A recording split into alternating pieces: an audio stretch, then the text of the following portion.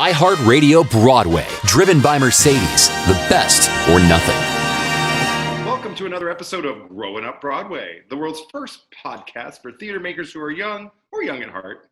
Today's show features Jeter Backyard Theater, Freddie G. Fellow, Christy Jeter, and Broadway superstar and the genie himself, Michael James Scott. So help me Sondheim. So help me Sondheim. Growing up, yeah, we're growing up, yeah, we're growing up Broadway.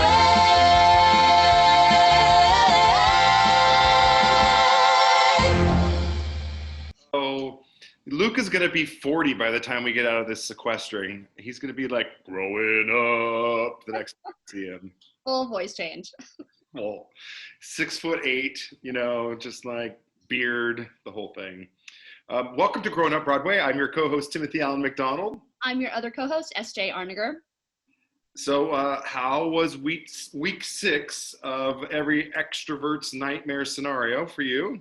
Is it week 6? I feel like I'm on week 42. It's been, I feel like I'm in a rhythm at this point. And, you and I both had really great weeks last week with content that we're both producing. So it's been good. Busy is the key to staying, sane right now. It's certain. I'm busier than I'm almost back to where I was. It's crazy in a good way. We did get some good news, and the U.S. Comfort, which is the Navy floating hospital, is literally going to go away soon. That's parked right outside the iTheatrics office, correct? Oh yeah, because it wasn't enough to disembark a cruise ship with infected passengers in front of the office. We had to park the Navy hospital ship across from it. But, we're in a very high rent district, as you know. So, but it was like one of my markers of I'll know that we've reached a milestone when I am waving at that beautiful ship as it floats into the ocean. Seriously. What's your other marker? When Disneyland reopens. Disneyland, not Disney World? Oh, Disneyland, not that nonsense in Florida. It's way too much. So we start small and then move our way up to the big park. That's it.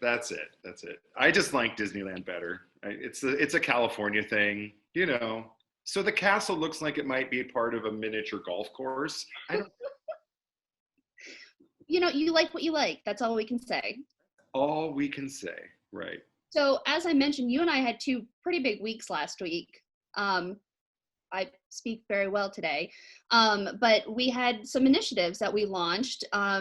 So we had the Disney 25th anniversary live stream concert with Broadway Cares Equity Fights AIDS. We're going to talk to Michael James Scott about it in a bit. But we raised over $600,000 in the one night, and it keeps growing. And it was just truly fantastic to be a part of it. And then I also launched our iHeartRadio Broadway Saturday Matinee program, which is going to be every Saturday till Broadway reopens, where we're going to play one cast album every week with the cast and creatives giving us liners to add in as content plays. But, it was really great. And you had the Zoomsicle, which just blew up, which is absolutely amazing. It is remarkable. And that concert, first of all, I was really, really, really sad that I didn't get invited to the concert when it happened in New York, but it was, we all got to see it and be a part of it. And it was just the Newsies. Oh my goodness, the Newsies. And Ashley, she was phenomenal with the Newsies, just incredible. Yeah, it was terrific. And the big one, we're over 20,000 views of our Zoomsicle. And we made a big announcement that MTI is going to license that show so theaters can get back to work. And we're licensing it at a flat rate. Anyone could do it. You can do it with kids. You can do it with adults. You can do it with kids and adults. We don't care. Just go out there and do theater. So if you didn't get a chance to watch it, go on iTheatrics Facebook page, YouTube page. I got to watch some rehearsals and then watch the actual event. It is so much fun. You're going to do another one this week. No, 3 weeks from now? Yeah, it'll debut in 3 Fridays. It's truly phenomenal, and having students go back to being able to do what they love and having parents be able to watch their kids fall in love with this type of theater is also pretty amazing. So congratulations. It was truly, truly wonderful. Congrats to you. It feels like we've been scheming on these things Forever. forever, and it's really nice to see them come to fruition. So we also have one other initiative that we're actually doing with MTI right now. We announced it yesterday. So basically to get people up and moving in their backyards, in their apartments, in their family living rooms, we're doing the You Can't Stop the Beat activity with MTI. So basically if you go to mtishows.com, you can download the music bed for You Can't Stop the Beat from Hairspray. Get up, get dancing, get singing in your living room. We provide the tracks for you, the lyrics for you. And then if you tag iHeartRadio Broadway MTI shows with the hashtag MTI at home, you could be featured on our social channels of You Can't Stop the Beat. And so we're trying to get the original cast involved with it. Shaman and Whitman have signed off and said this is amazing. So if you want to hear more, go to either iHeartRadioBroadway.com or mtishows.com. Ooh, maybe someone who like really hits it out of the park we could bring onto this little show. Absolutely. Maybe some original cast members. You never know. Oh, now it's getting interesting. So I think we should get to our first guest. What do you think? Absolutely. All right. So please welcome our very first guest for the podcast, Broadway superstar and the genie himself, Michael James Scott. Yeah! Hi! Hi, you beautiful two. Oh my gosh, y'all have exhausted me with all of the work that you all are doing. And it's amazing. I'm so thankful that you all are doing all the stuff that you all are doing because we need it right now. So before we even get started, I just wanted to say this is amazing. And I'm just so honored that our community, our industry is doing things like this, and you two are obviously a big part of that. And it's incredible, the work that you're doing. I'm just thankful, very thankful that y'all are doing what you're doing. Thank you so much. That actually means, I know to both of us, that means a lot because it's been, quite the situation that we're all in and trying to make this all work and to survive and to keep creating art in what is a pandemic is always a challenge. And to have people like you and the Broadway community and Tim and iTheatrics to be able to like just sit down and go, what's next? Has been, I think, just amazing. Yes. Thank you. So how are you doing? You're out in LA.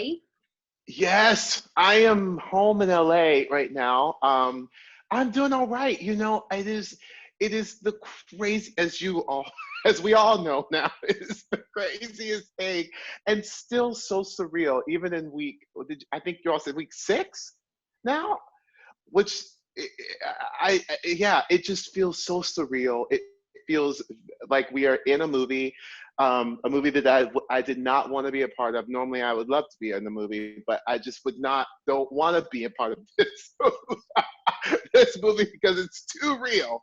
But I have to say, what has been the most incredible to really sort of see what's happening in this really unprecedented time has been the world turning to the arts in a very eye-opening way, in a way that I hope that when all this is through, we will remember what happened during a global pandemic, that the world turned to the entertainment industry to be entertained, to escape, to be inspired, to be fulfilled, to spread joy, all of those amazing things that we do.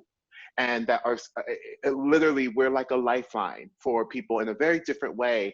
And I couldn't be more proud to be an artist. I think that's been the challenge in this time for me, has been to figure out what it is that I can bring to this time and what voice do I have, but also allowing myself to experience the downs as well as the ups and sort of breathing into that uncomfortableness that we are in.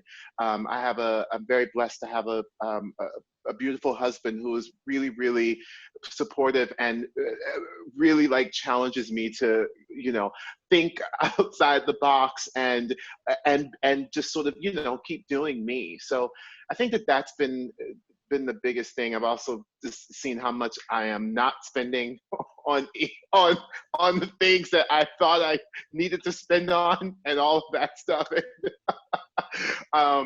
And I, that's also been eye-opening, but it's been a real self, for a lot of people, including myself, it's been a really amazing time to be self-reflective and really figure out when all the stuff is gone, like, who are you? Who are you when, you're not running to your coffee shop, you're not running to your hot yoga, you're not meeting for brunch, you're not, who are you? Like when all of that is said and done. And I've talked to a lot of friends about this and who are in the same place. And it's been a very interesting conversation to sort of figure out where everyone is, because everyone's on different levels in terms of like how they're feeling and where they're at. And so that's been kind of amazing to sort of discover. But getting through it, and I am a very optimistic, hopeful person. I have talked to many schools, middle schools, high schools, who can't, Tim, I'm sure you probably know this as, I mean, both of you, but the amount of middle schools and stuff who've had productions of, shows that have been canceled. I mean, I'm sure both of you, it breaks your heart, it just breaks your heart. And so I've been able to, it's been incredible to get to sort of surprise people in their Zoom classrooms and be like, what's going on? That's been really wonderful and such a blessing, and just a beautiful time to also see that on the same level as like what BCFA has been doing with Broadway Cares and all of that, to literally local youth theaters doing the same beautiful streaming events, raising money, raising awareness, giving hope, and the fierce diva, 14-year-old diva giving a solo of, I'm still here. I am all for it. Absolutely. 100% all here for it. So that has been, I mean, really, really inspiring to see. And, I'm the product of youth theater. I'm the product of, a community who really gave a damn really about me and about the arts and about sort of investing in youth. And that to me is incredible. And it's really emotional to sort of see it, because I didn't experience this, growing up. I don't think you all experienced this. And so to be seeing what these young artists are going through, let alone their parents and, grandparents and everything, but these young artists and these young people of today, this is really redefining their lives. And it's incredible to see what they are having to do right now. And so it has broken my heart that, the high schools and middle schools have not gotten to do shows. So I'm just, it's that part of it is just so like mind boggling to me to sort of wrap my head around that they are not getting to do that, and they are doing classes from virtual classrooms and Right. all those things. So that's what's been, my day seems to be filled with things of, like chatting with people, chatting with friends, chatting with beautiful outlets like yourselves. And so it's been actually busy, which is kind of crazy, but in a very different way. So you also were a part on Friday, this past Friday, the Broadway Cares Equity Fights AIDS Disney on Broadway 25th anniversary concert. Such a mouthful to say, but I was so thrilled that iHeartRadio Broadway also streamed the concert live with Playbill and BCFA, and altogether raised over $600,000 in one night for this concert that was never supposed to be aired live for anybody. What was your experience like, doing the concert back in November, but seeing how transformative this concert was to bring joy to people's lives during this time? Well, first of all, say that again. How much did we raise? Over Say that again. $600,000. Yeah. Yes. I mean, that in itself is a testament to the hunger for what this industry brings to not just theater lovers. It's not just theater, like it literally has gone past, which is amazing thing right now. I feel like we're bubbling on this thing of like this global feel of what theater can do and what the arts can do. So to be a part of that unprecedented streaming, which is, it's so crazy that it was streamed, because you're right, it wasn't supposed to be shown, so we were actually all kind of surprised when they said, we're going to do it. We were like, oh my gosh, oh right, it was shot. Oh, okay, did that sound good? you know so that part of it was cool. I cannot tell you how many emails and texts and phone calls I got from family and friends and industry folks who were just so thankful and so beautiful, to be able to get to experience this concert that many people didn't get to.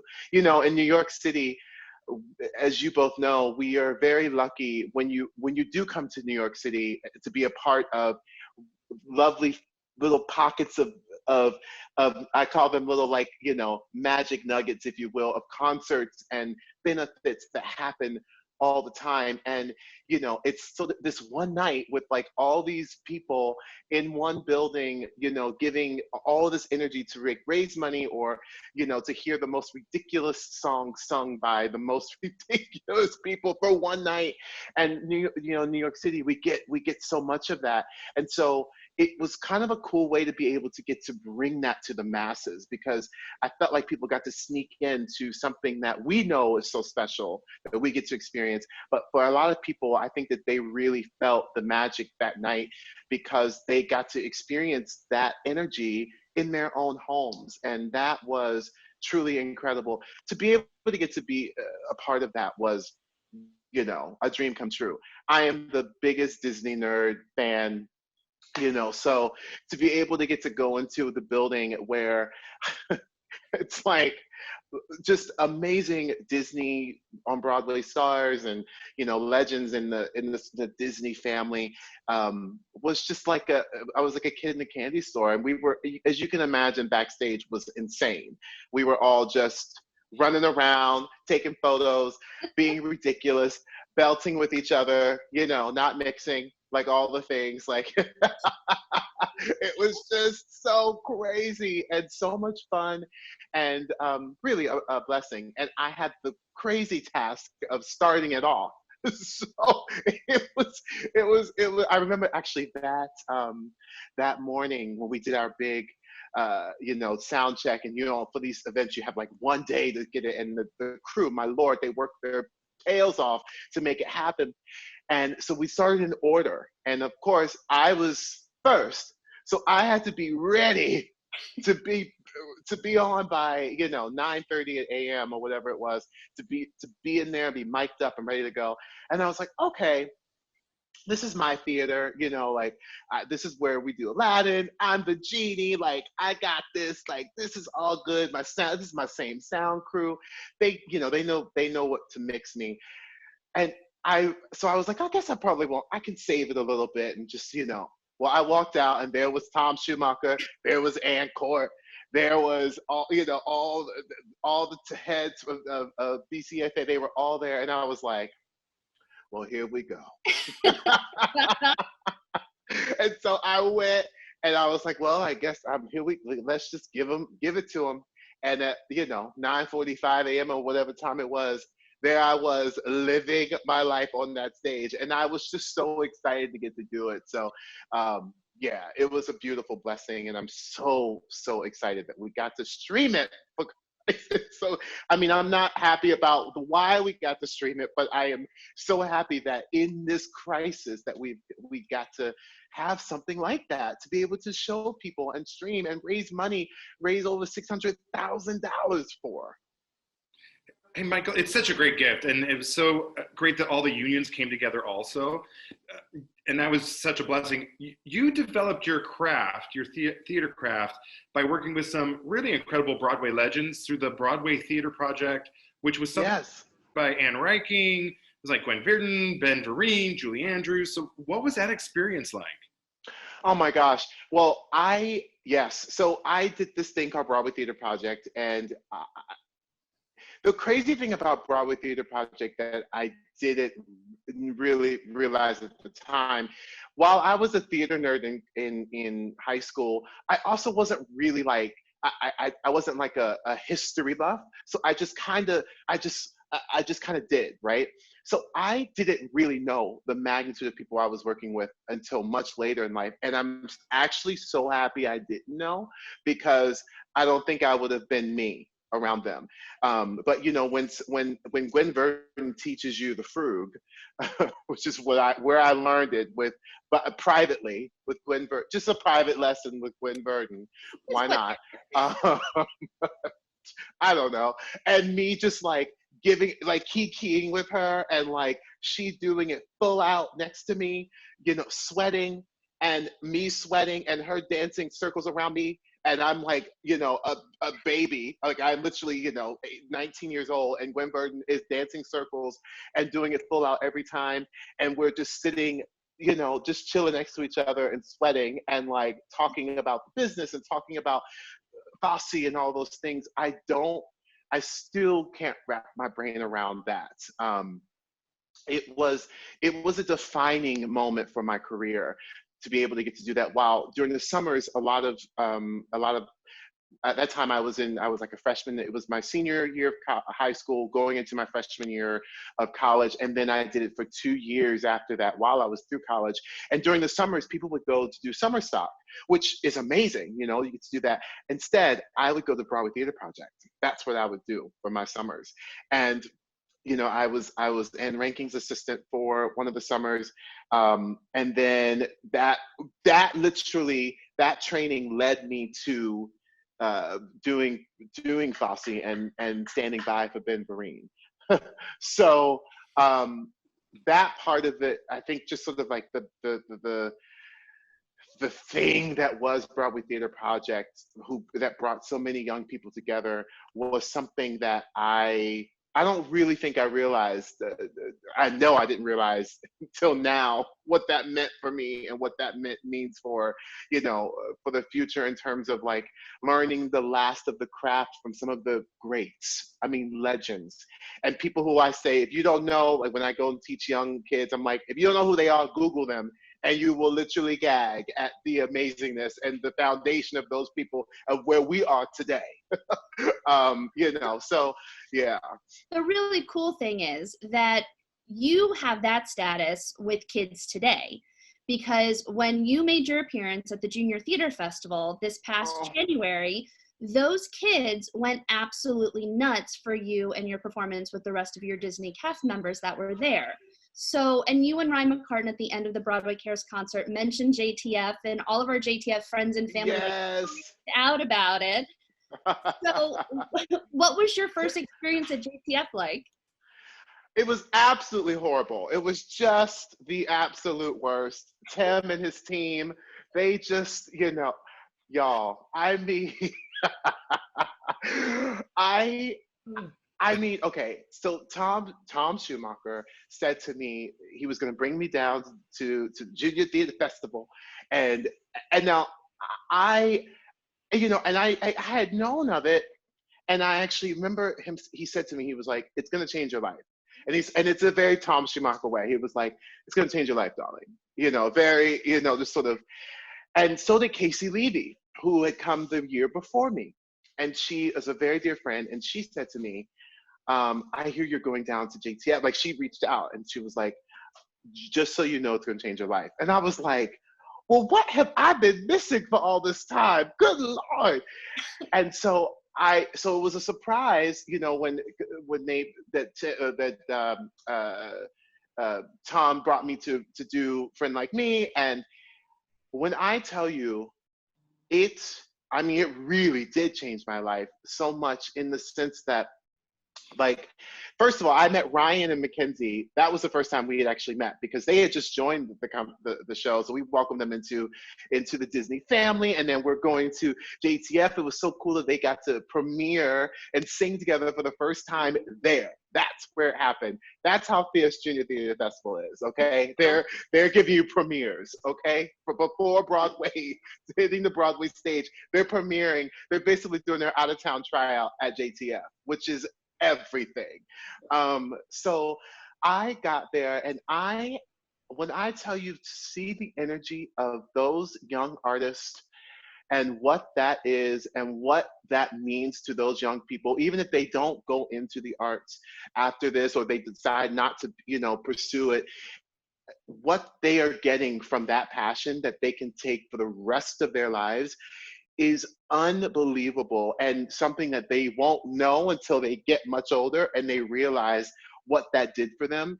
And so to be able to see that and to see the joy in their eyes, for me, was life changing, because it reminded me in that instant where I was and what I did and why I did the theater and why I fell in love with it. And to be able to have that amount of passion around you at that age is so valuable, and it's so important. And for those parents, like I said, I've said this many times, just say yes to kids, just to be able to do their thing. Just say yes. And all those parents just said yes, and they were all there. So, to be able to get to experience that made me, I wanted more. And I'm like, I immediately, I got to meet Tim, and we chatted, and I think I like accosted Tim backstage. I was like, this is amazing. Like, are you kidding me? And Tim, in his very beautiful, humble way, it was like shaking his head, yes, because I'm sure he hears it all the time. And I think that I can't imagine, Tim, for you, like, I don't even think you probably, the magnitude of it and what it has become and all those things, like, it's a lot to take in. So you kind of can't really stop to sort of like talk about it right there, because it's a lot. So I just happen to be one of those like little little fangirls running up to Tim to be like, this is unbelievable. And it really was. And I just am so thankful for that experience. And I said to Tom right after, I was like, you're right. This definitely changed my life in a very beautiful, beautiful way. And I am so, I hope that I get to go back and be able to be a part of that beautiful thing that is the Junior Thespian Festival. Oh, I somehow think you will.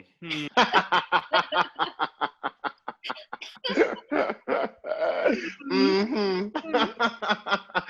And it was so fun to get to talk to Ryan that night when we were chatting, and we both, before we were chatting, and we had this crazy experience at Junior Thespian Festival together, and he had already experienced it, so he was like, get ready for the experience that it is. So we just, obviously, we could not talk about the beauty and the thing that is Junior Thespian Festival with each other, and that experience, and just sort of like the thing that has kind of, locked us in together now for, a long time, in terms of having that connection, that's just so powerful, just so powerful. So we were just so proud to get to be there, and we were like, oh my gosh, remember we were at Junior Thespian Festival together? So I've seen you do the Genie a couple times. I saw you in Australia. Oh. With Ariel Jacobs, because Oh. Ariel been friends for many, many years. And oh. So I got to see you guys there, and then I've seen you do it on Broadway. And the thing about the role of the Genie is that I think it's without a doubt, perhaps the most high energy character. I mean, you're basically shot out of a cannon, and then you like go for 2.5 hours. So how do you do that 8 shows a week? I have no idea. Tim, I tell you, it is one of those things where you can't even think about it, truly, because it is so daunting. And when I started at the start of the show, you do Arabian Nights, and it fools you because it's very like sensual and mysterious and welcoming. And you're like, oh, lovely. And then you take a little, that's your only break. And in that break, you're in, and by break, I mean, not really, because they are literally putting glitter on you, and you're getting makeup done and all of that stuff to be able to actually go out, and then you are shot out of a canyon, as you say.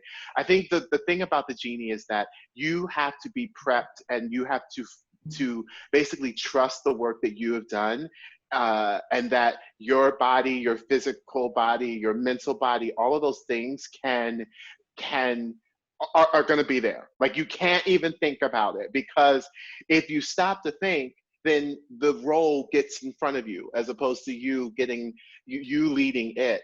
And I've said this in other interviews where the biggest thing about that for me, my aha moment of the genie, because I think in order to have a successful genie, it is imperative that you are your most authentic self.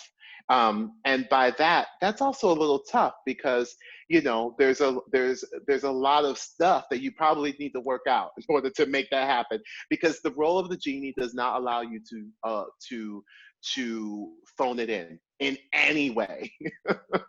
And if you are, the audience sees right through you. And because the magnitude of that iconic role, you are really leading the ship. You are absolutely, you are like on that train running. He is really guiding that train and bringing Aladdin along this journey. And truly, like, you have to lead it. So for me, it's trusting and having faith in the work that I've done to prepare for the role, and prepare physically, mentally, spiritually, emotionally, all of it, that it's there and that I can just go, because I can't stop to think about it. I have to just go and be in the moment. And it's like the best acting challenge you can have and want as an actor, because it's everything in the kitchen sink all in one role. And if you're not there, it's going to show you right away. That's what that for me is what it's like about playing the genie. Wow. So while you're on this break from the show, while all of Broadway's on a break, you're also getting together with your friends and you're doing this Instagram live show for. Oh yes. So tell us a little bit about that. Yeah, so I've done a couple things. So I do something called Countdown to Curtain, where I just sort of like chat with, you know, my fierce, fabulous friends from the community, and we just sort of just to talk about like what it is that they're going through and how they're doing. That's it, you know, and nothing. And it truly is literally like a kiki. We're just kikiing, hanging out on virtual, you know, and talking. And so I really love doing that. And then I've been doing something called NJS Live for the Disney on Broadway Instagram, where it's Disney centric, Disney on Broadway centric, and we talk to, you know, Disney on Broadway stars, and it's just me, and we play a game, and we, you know, exchange that Disney cousins, Disney family thing that we do. Now it's been weekly, which has been really fun for me, and I, you know, I love it, and just a fun time to sort of kind of get some energy, you know, and focus on something, focus on good news, and so, you know, I report good stuff, and we just sort of do a little escape within our Disney ether for a little bit. So that's what I've been doing, which is it's been really fun. They're really fun. If you haven't been able to tune in, you should, because they're really, really fun shows. Thanks. Yeah, we're having fun. Well, speaking of games, each week we ask our guests to take a special musical theater quiz. So, Ooh. throw some rando questions at you and just say whatever the first thing pops into your mind is. Oh gosh. Okay, this could be dangerous. All right. On your mark, get set, go. What's your favorite musical of all time? Oh, Pippin. Funniest or most embarrassing thing that's ever happened to you live on stage?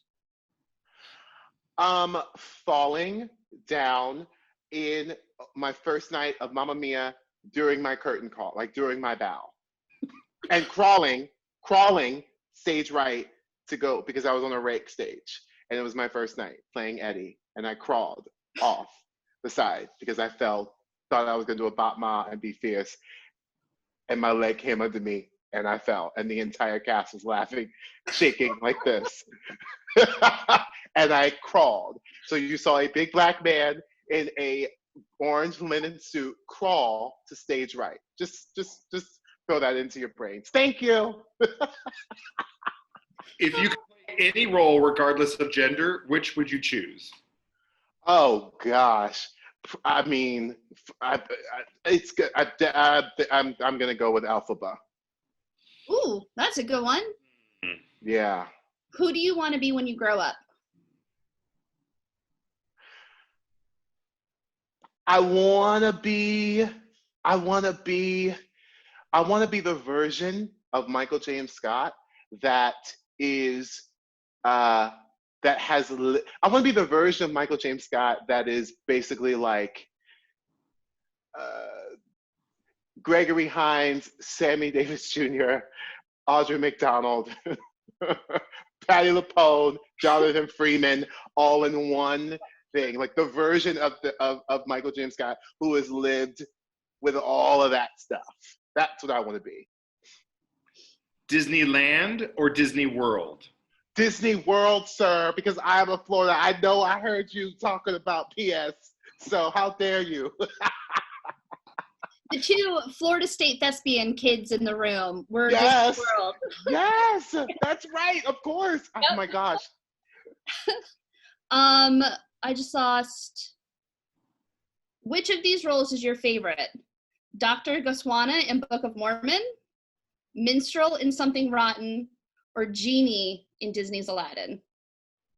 I mean, the genie. Although it's really fun to do all of those other roles because they're absolutely absurd. But the genie, yes, the genie.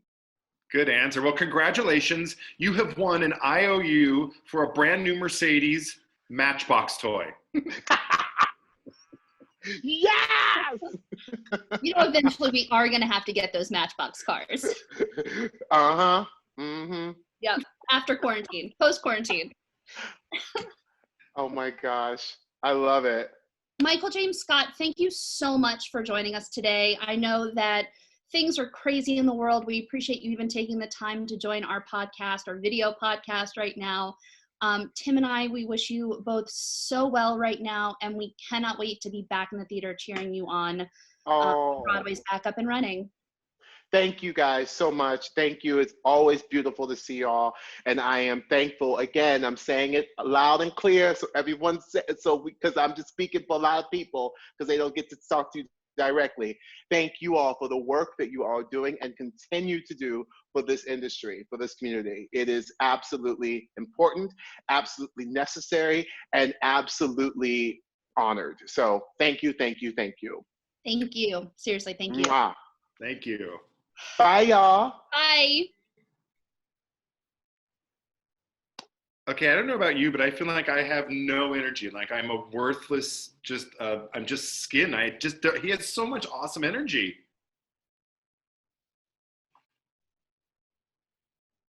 I am muted. He's always like that though. From the very first time I met him, we were at the Florida State Thespian conference together. We wound up going out to dinner with mutual friends, and it's like that is his energy all the time. And he's just one of the most beautiful human beings within the Broadway community, and I'm so thankful that he came on the show today.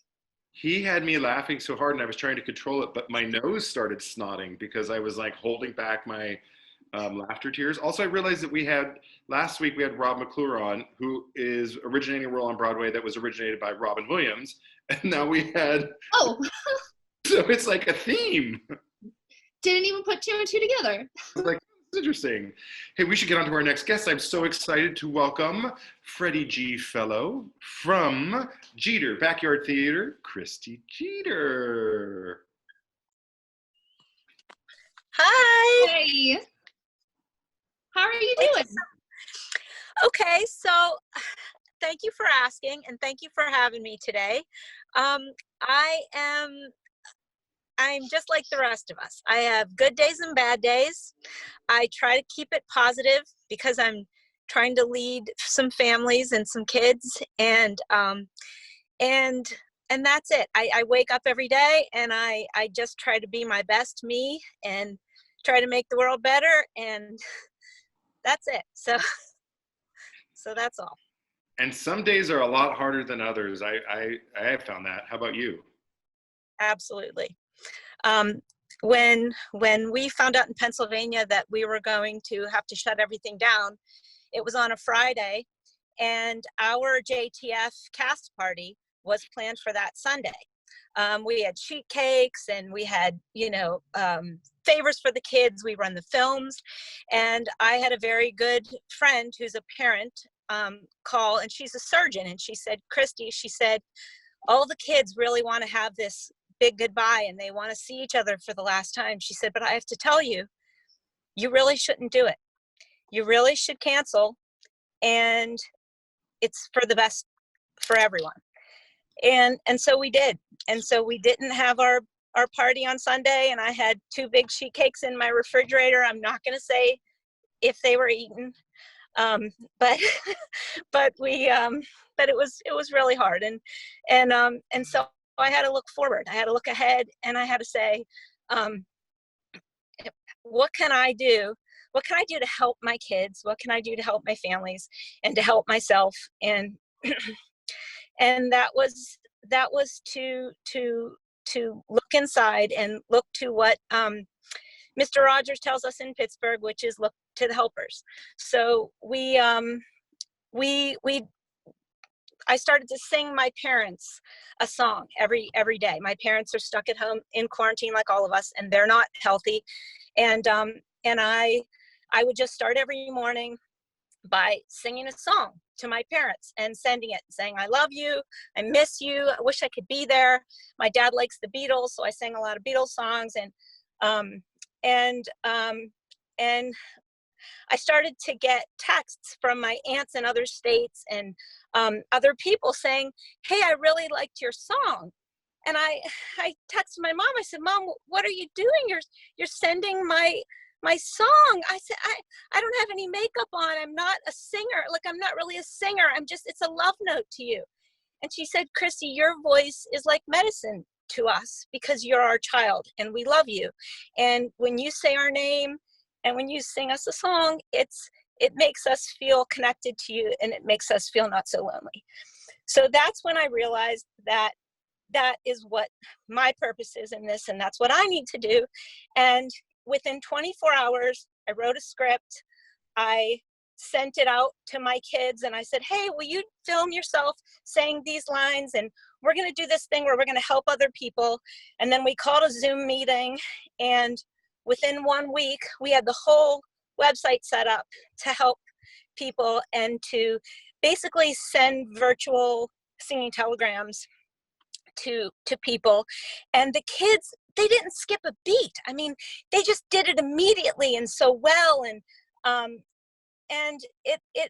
that's that's my coping mechanism. That's what's gotten me through this whole thing.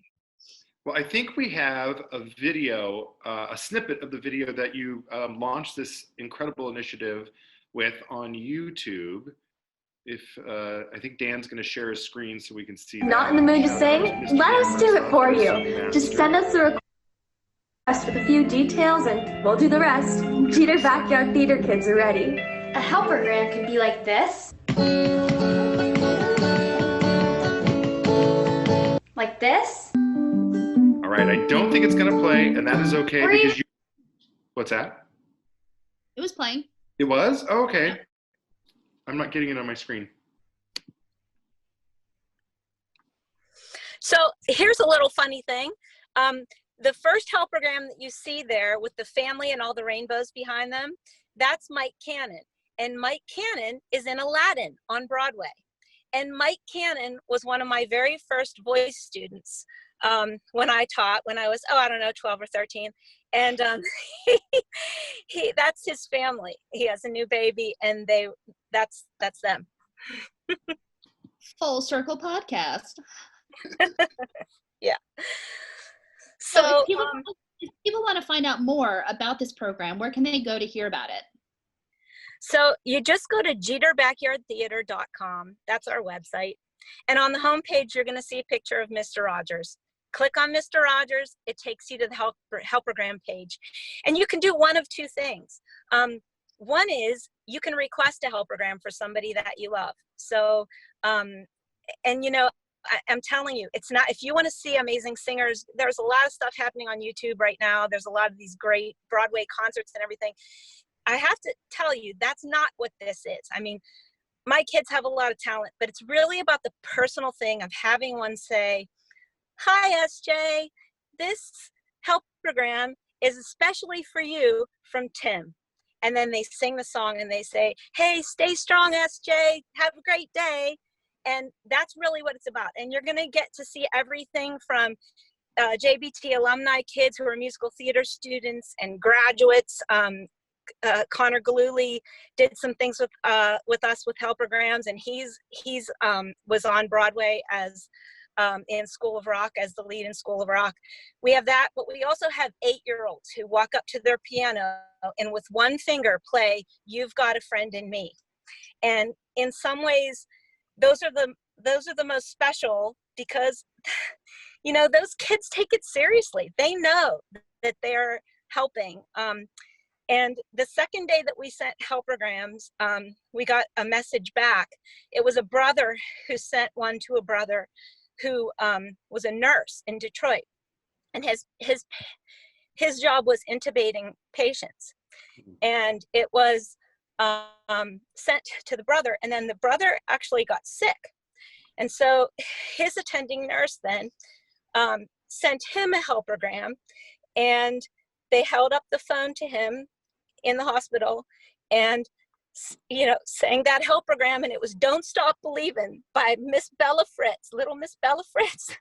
And she sang "Don't Stop Believin'," and she, you know, she obviously didn't know the whole story about the helpogram, because we try to keep it, you know, really safe and healthy for the kids. But it really does help people, and it really does move people. And we later got a note, you know, from that nurse, and just saying how much it meant and how much it helped. And then within that next 2 days, we got helpograms like crazy from Detroit to Detroit, sending to nurses and to patients.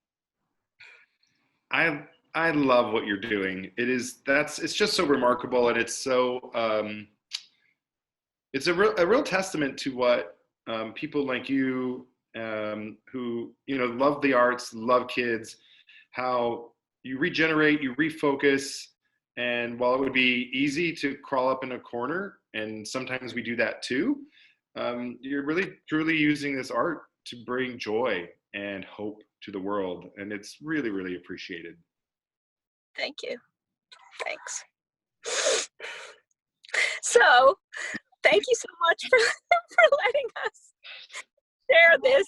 We're all gonna get through it, and like Tim said, what you guys are doing is amazing, and we wish you nothing but the absolute best.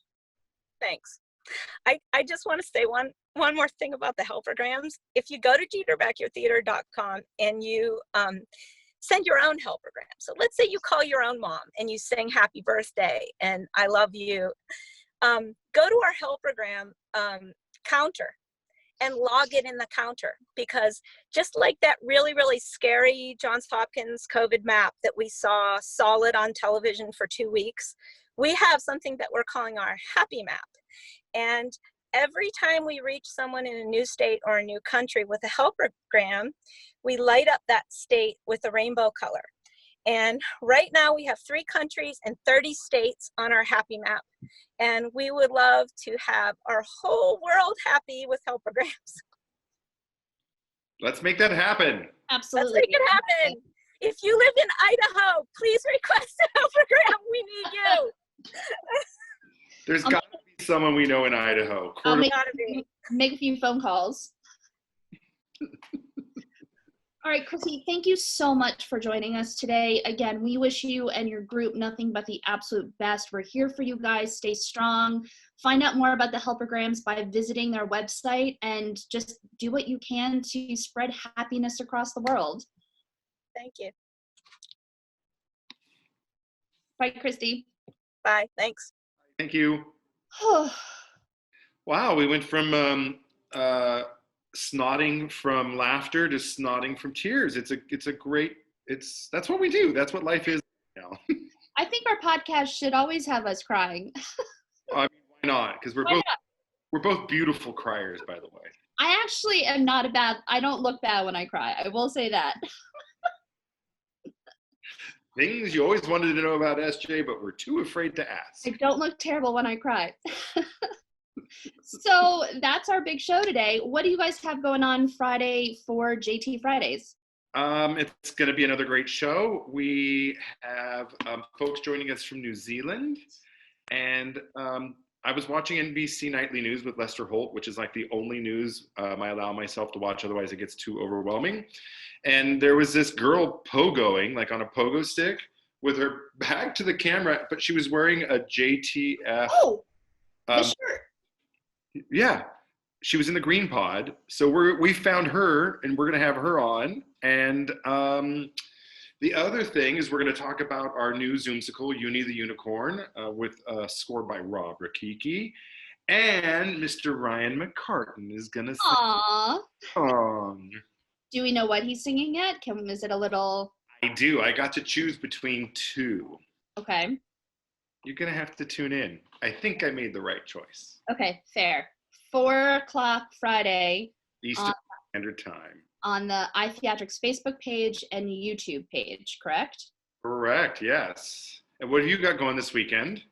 This weekend, so Saturday, our next Saturday matinee is going live on Saturday at 2 p.m. Eastern Standard Time. It is Hadestown, featuring the cast and creators of the show.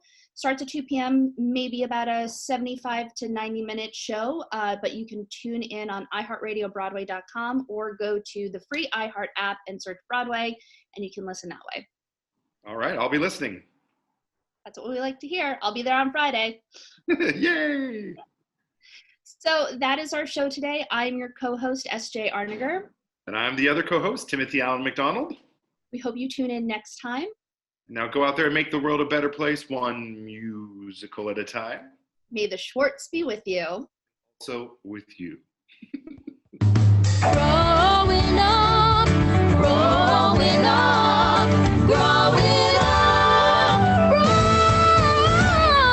Broadway, growing up, Broadway. iHeartRadio Broadway, driven by Mercedes-Benz. The best or nothing.